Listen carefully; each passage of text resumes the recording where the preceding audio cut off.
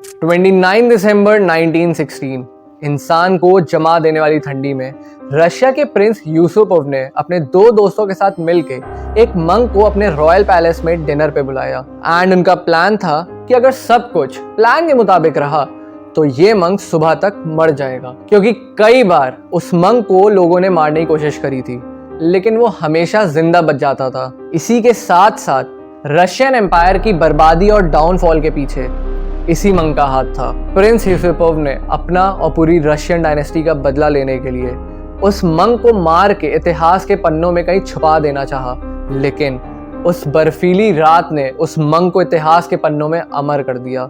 But कौन था वो मंक जिसने अकेले पूरे रशियन एम्पायर की डेस्टिनी डिसाइड कर दी थी?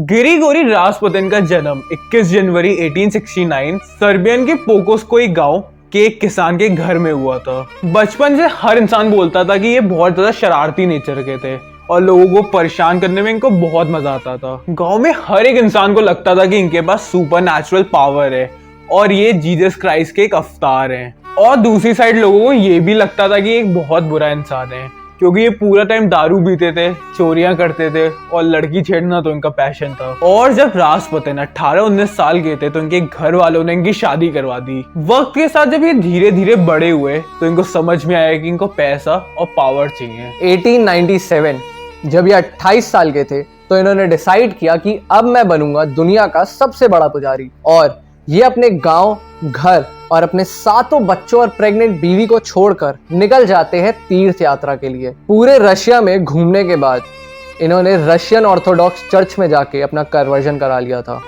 और उसी के बाद एक कल्ट को भी ज्वाइन कर लिया। वो ग्रुप थोड़ा अजीब टाइप का था।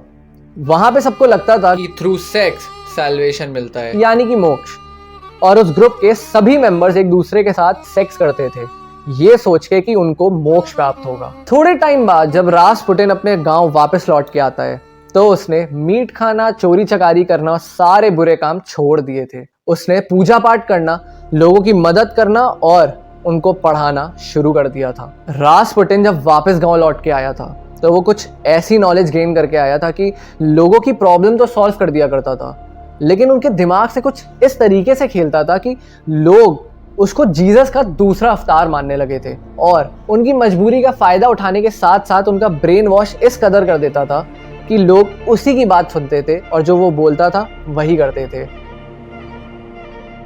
रासपुतिन बहुत सारी भविष्यवाणियां करते थे और जब इनकी एक दो भविष्यवाणियां सच हो जाती थी तो लोग इनको भगवान मानने लगते थे और कुछ लोगों को ये बहुत ज्यादा पापी और बुरे इंसान लगते थे, क्योंकि रासपुतिन अपनी आंखों से लड़कियों को हिप्नोटाइज कर लेते थे और वो लड़की अपना सब कुछ छोड़ के उनके पास चली आती थी। लेकिन इस बार उनमें कुछ तो अलग था। नहीं, मैं ये दारू चोरी इन सब की बात नहीं कर रहा हूँ, मैं बात कर रहा हूँ उनके शैतानी दिमाग की। और रासपुतिन कुछ ऐसा करने वाला था जो लोग आज भी रशिया के इतिहास की किताबों में पढ़ते हैं। 1903 में रासपुटिन सेंट पीटर्सबर्ग आ गया था। यहाँ पे चर्च से जुड़ने के बाद लोगों की वो मदद करने लगा और उनका ब्रेन वॉश करके अपने साथ लोगों को जोड़ने लगा था। एंड वहीं दूसरी साइड ये टाइम रशिया के लिए बहुत खराब चल रहा था, क्योंकि 1894 में जार निकोलस II रशिया के राजा बना दिए जाते हैं। रशिया में किंग को जार कहा जाता है।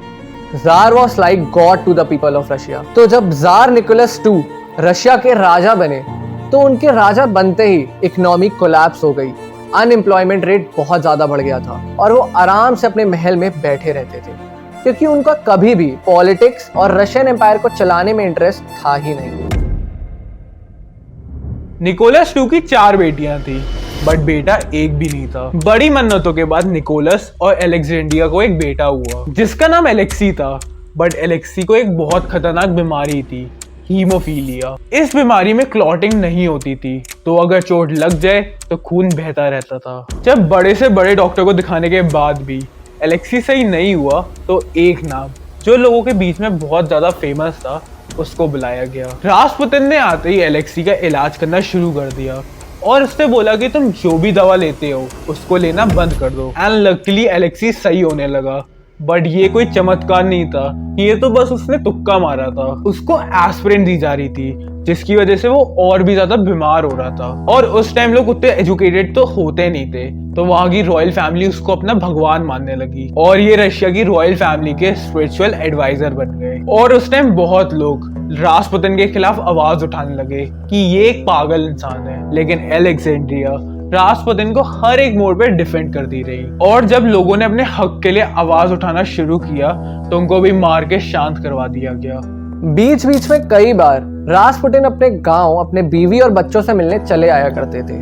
तो ऐसे ही एक बार जब रासपुटिन अपने गांव विजिट कर रहे थे तो एक 33 साल की धार्मिक किसान औरत ने उनके पेट पे कई बार चाकू से वार किया, जिससे रासपुटिन के पेट की सारी अंतड़ियां बाहर आ गईं और उस गहरी चोट से उनको बचा पाना बहुत मुश्किल था। रासपुटिन के बारे में एक बात कही जाती थी कि रासपुटिन कभी मर नहीं सकता है, ना ही उसको आज तक कभी कोई मार पाया है। एंड शायद तभी इतनी गहरी चोट लगने के बावजूद भी रासपुटिन जिंदा वापस लौट आता है। उस औरत का कहना था कि रासपुटिन एक नकली प्रॉफिट है। बाद में उस औरत को सजा हुई और उसको मेंटल असाइलम भेज दिया गया। और जब से उसने रॉयल फैमिली के बारे में भविष्यवाणियां करना शुरू किया था एंड जब उनमें से कुछ भविष्यवाणियां सच हो जाती थी तो रॉयल फैमिली का उस पर विश्वास और भी ज्यादा गहरा हो जाता था। वैसे तो रासपुटिन के बारे में कई अजीब बातें हैं एंड उनमें से एक ये है कि रासपुटिन कई महीनों तक नहाता नहीं था।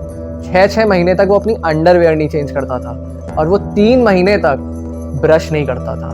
जस्ट इमेजिन, वो इतना गंदा रहता था। और जब भी रासपुटिन किसी की भी फैमिली में किसी को ठीक करने जाता था तो उनसे कहता था कि मेरी फीस किस है, मेरे को किस दे दो एंड मेरे को मेरी फीस मिल जाएगी। एंड उन फैमिलीज की लेडीज उसको किस दे भी दिया करती थी, जस्ट इमेजिन। और ये भी कहा जाता है कि क्वीन अलेक्जेंड्रिया का रासपुतिन के साथ सेक्सुअल अफेयर भी था।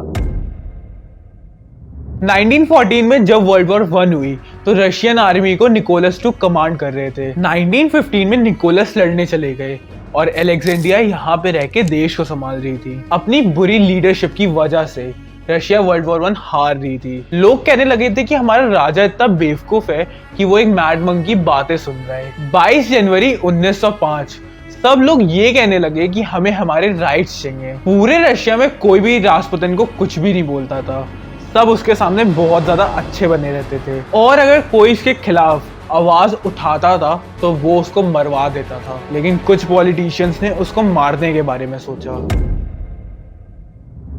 29 दिसंबर 1916 प्रिंस यूसुपोव ने रासपुतिन को अपनी छोटी डिनर पार्टी में इनवाइट किया, जो कि उसने मोस्को पैलेस में रखी थी। कहा तो जाता है कि रासपुतिन कभी मर नहीं सकता, लेकिन शायद इस बार रासपुतिन की मौत इस रॉयल पैलेस की डिनर टेबल पे वेट कर रही थी। रासपुतिन जब रॉयल पैलेस पहुंचे तो सब लोग उनका वहां पे वेट कर रहे थे। ऊपर जाते ही प्रिंस यूसुपोव ने रासपुतिन को चाय और केक ऑफर करा, जिसमें बहुत सारा साइनाइड मिला था। इतनी सारी साइनाइड जिसको खाने के बाद 3 से 4 लोग आराम से मर जाएं। लेकिन रासपुतिन पूरा केक खा जाते हैं और उनको कुछ भी नहीं होता है।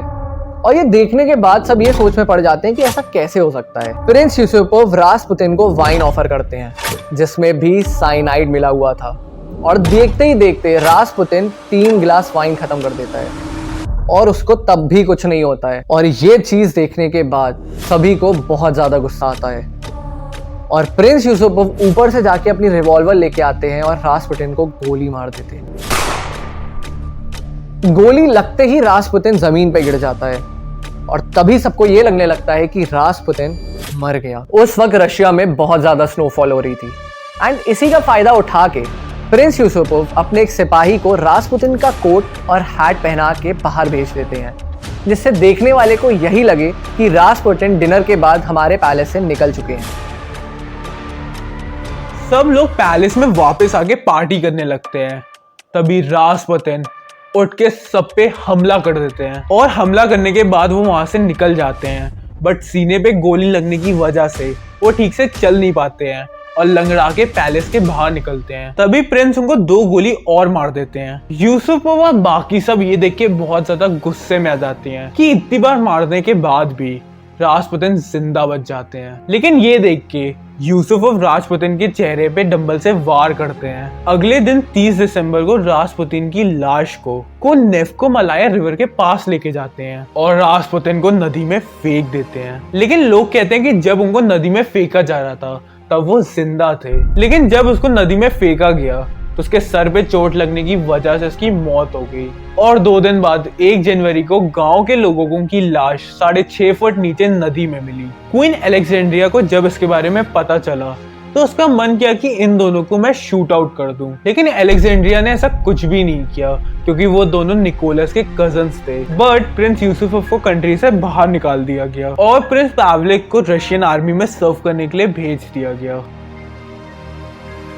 2 जनवरी को ही रासपुतिन की बॉडी को दफना दिया गया था एंड एक छोटी सी सेरेमनी रखी गई थी उसके लिए, जिसमें रॉयल फैमिली के मेंबर्स और रासपुतिन के कुछ दोस्त आए हुए थे। थोड़े ही समय बाद रशियन रेवोल्यूशन की शुरुआत हो गई और वहां के लोगों के द्वारा जार निकोलस II और उनकी पूरी फैमिली को 17 जुलाई 1918 में एक लेनिन कम्युनिस्ट लीडर के द्वारा मरवा दिया गया। पूरी रॉयल फैमिली को गोलियों से मार दिया जाता है और 300 साल पुराना रशियन एम्पायर खत्म हो जाता है।